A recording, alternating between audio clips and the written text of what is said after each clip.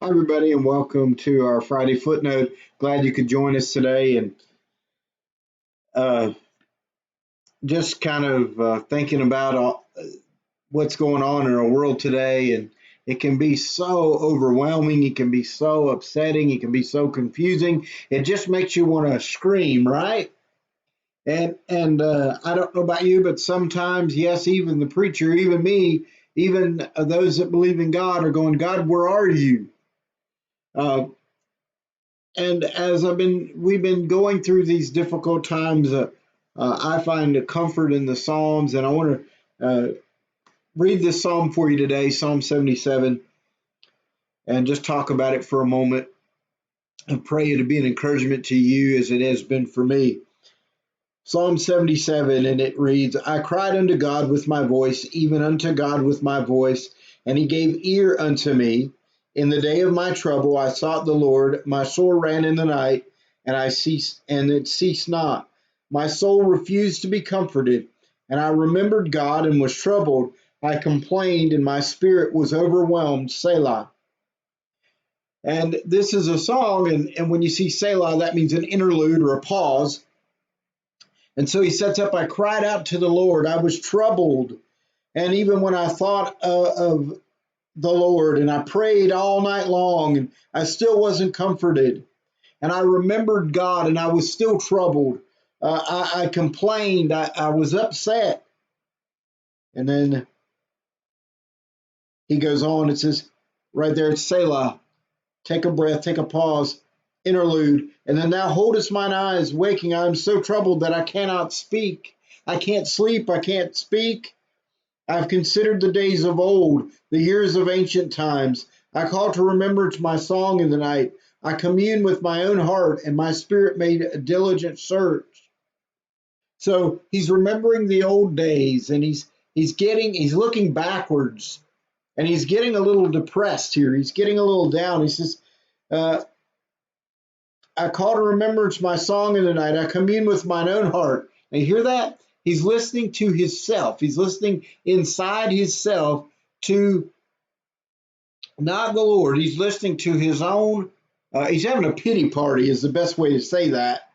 And it says, will the Lord cast me off forever? And will he be favorable no more? Will he just leave me alone? I've prayed all night. I've cried out to him. I just don't know what to do. I'm throwing my hands up. It doesn't seem like he's listening. It doesn't seem like he's around. Where is he? And in verse 8, it says, is his mercy clean gone forever?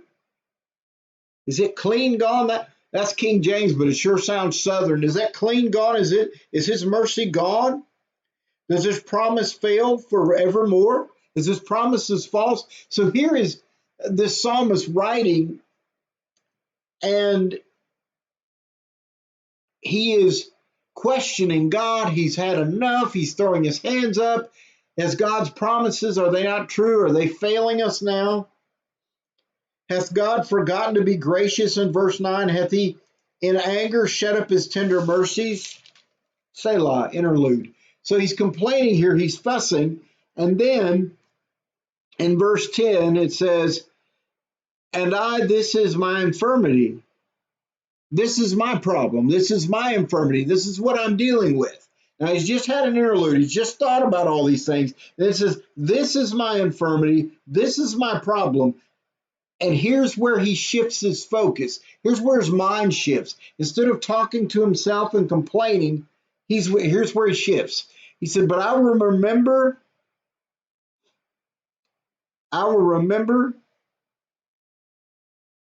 the right hand of the Most High. I will remember the works of the Lord. Surely I will remember thy wonders of old. I will meditate also of all thy work and talk of thy doings. Thy way, O God, is in the sanctuary. Who is so great a God as our God? Now remember, he was just complaining about God. Now his focus has shifted. And thou art a God that doest wonders. Thou hast declared thy strength among the people. Thou hast with thine arm redeemed thy people, the sons of Jacob and Joseph. Selah. Pause. Take a breath. The waters saw thee. O God, the waters saw thee. They were afraid. The depths also were troubled. The clouds poured out water. The skies sent out a sound. Thine arrows also went abroad. The voice of thy thunder was in the heaven. The lightnings lightened the world. The earth trembled and shook. Thy way is the sea, and thy path is great waters, and thy footsteps are not known. Thou leddest thy people like a flock by the hand of Moses and Aaron. He's remembering the Exodus. He's remembering what God has done. He's remembering how God has been faithful, even in the troubling times when he wants to throw up his hands.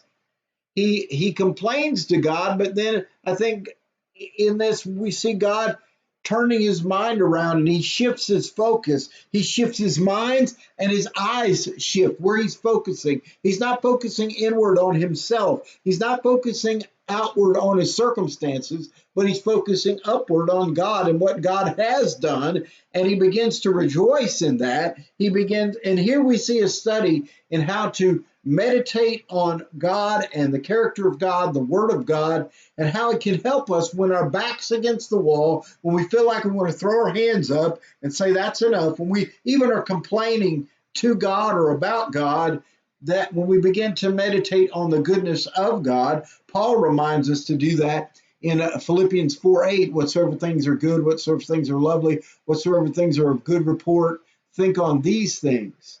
And so he wants us to our focus to shift from outward and inward to upward.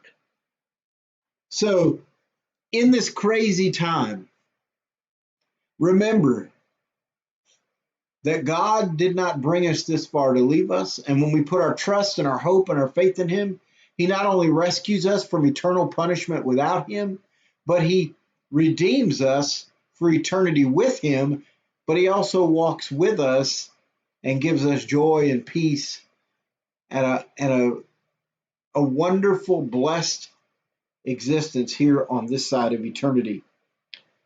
So when the times get hard, when your back's against the wall, don't look inward, don't look outward, look up. Look up to the one who is in control, to the one who delivered before, and he will deliver again. So until next time, love God, love others, and as my good friend Tom Hanold always says, keep looking up. God bless you.